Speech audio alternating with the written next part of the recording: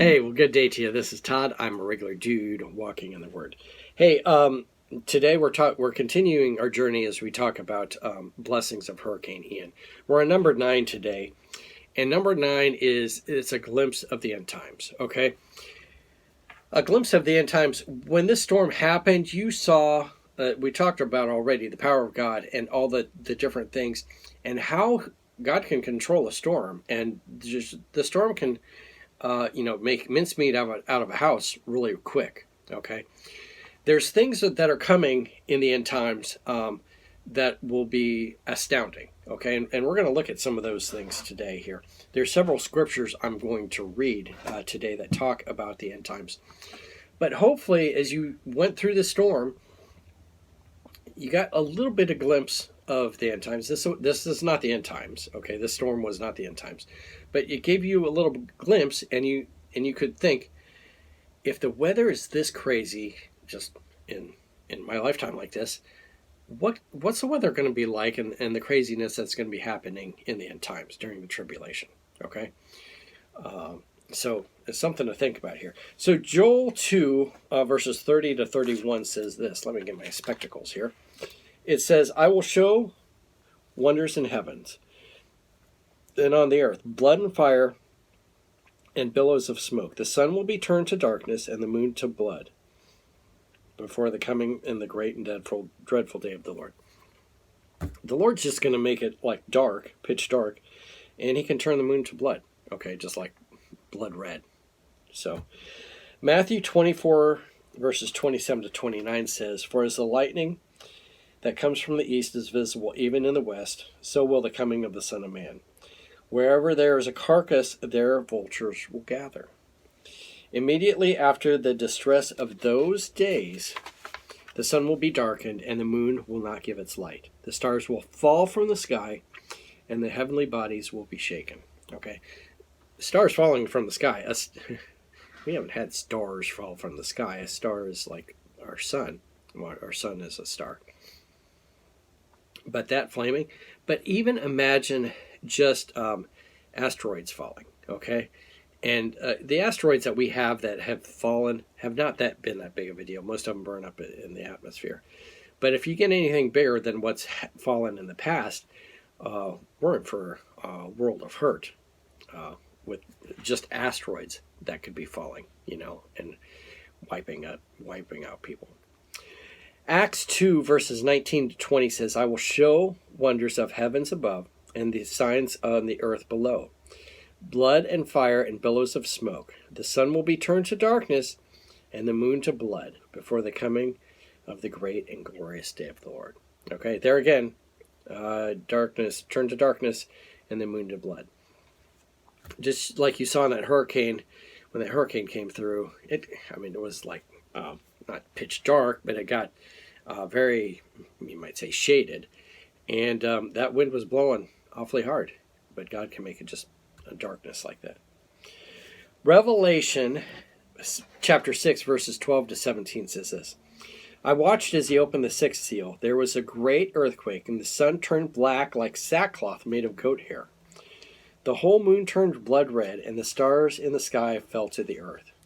Wow, stars of the sky, not asteroids, but stars. Okay, a huge difference.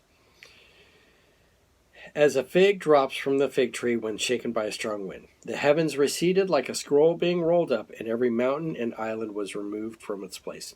Can you imagine, like the earthquakes and everything craziness happened, that the mountains and the islands were removed from its place? Amazing. Verse 15, Then the kings of the earth, the princesses and the generals, the rich and the mighty, and then everyone else, both slave and free, hid in the caves among the rocks of the mountains. They called to the mountains and the rocks, Fall on us and hide us from the face of him who sits on the throne, from the wrath of the Lamb. For the great day of the wrath has come, and who can withstand it? All right. The people, they know God, okay, but they're hiding from God, and they're hiding in caves, and they're wanting to die, but they just can't die. Okay. I'm going to close with this last one, Revelation 16:21. It's talking about hail, large hail. From the sky, huge hailstones, each weighing about 100 pounds, fell on people. And they cursed God on account of the plague of hail, because the plague was so terrible. Now, you read through that and you go, oh yeah, large hailstones, not a big deal. No, these are hailstones that weigh about 100 pounds, okay? If I would be, okay, say I would be on a 10-story building, and I would just take a block of ice that is not 100 pounds, but if it was 10 pounds, and you were walking below and I dropped it down on your head, you'd be dead, okay? That's just 10 pounds, and that's only 10 stories. But imagine if it was like from, miles up, and I dropped this block of ice on you, that's 10 pounds of hail, okay?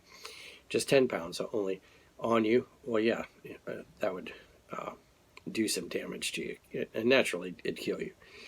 But imagine that coming down on your car and stuff like that. Just 10 pounds, okay? We don't even have that. I think there's a record maybe 15, 20 pounds at the most. But we're talking 100-pound things, okay?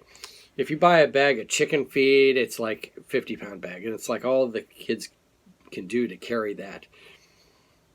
So imagine you have, like, you're walking down through the yard, and all of a sudden 2 bags of chicken feed are dumped on your head, okay? Definitely would kill you. But imagine all of that comes down on your house and then on your cars and everything else. Well, it's just going to flatten your cars. It's going to flatten your house. There's not going to be anything left with you have hailstones that are 100 pounds. So what I wanted to point out here is we kind of just breeze through that, not thinking about, wait a minute, hailstones that are 100 pounds? We can't even really fathom that and all the destruction that would be brought when that happens. And, the 100-pound hailstones doesn't even compare to Hurricane Ian. We had, wind and the rain and so forth, but not hail, and not hail that just would squish everything like that. So, normally if you get in a hailstorm too, you can quick hide in your house or hide in your car. Well, it just decimates your house, so you can't hide from this. So anyway, I wanted to point out those things because, again, this is Hurricane Ian is kind of, it shows you, kind of gives you a picture of what can come in the tribulation. And the hurricane gives you a glimpse. Okay, it's like looking in a little window. It gives you a glimpse, but it doesn't even compare to what will happen in that tribulation. So, hey, thanks for watching. I'm just a regular dude walking in the Word, and I look forward to seeing you tomorrow as we continue looking at blessings of Hurricane Ian. Lord's blessing. I'll see you then.